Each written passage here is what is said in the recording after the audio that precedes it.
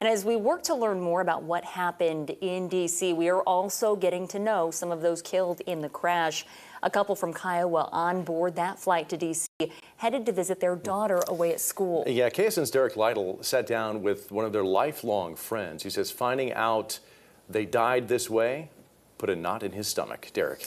Yeah, Jeff, Julia, Bob, and Lori Chirac being remembered today for their outpouring of generosity, always leaning on faith while lending a hand to seemingly everyone in their community in Kiowa and beyond. That comes from Bob's longtime friend, Michael Sampson. He tells me losing both Bob and Bob's wife has shattered him. Now, that couple on their way to D.C., a trip they took often to eventually see their daughter in college in the region.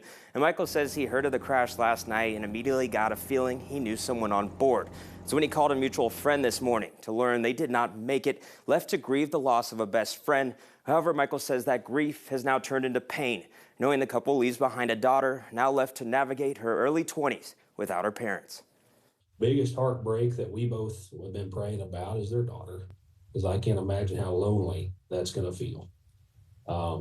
But for me and for Mark especially, we're going to hurt. It's going to be painful, but we know we'll see our friends again. Michael says Bob and Lori were deeply rooted in that faith and believes they are at peace. Now, coming up at 6, I will continue that conversation about how this devastates that Kiowa community, and Michael shares a memory about that couple's generosity. Here for you, Derek Lytle, KSN News 3.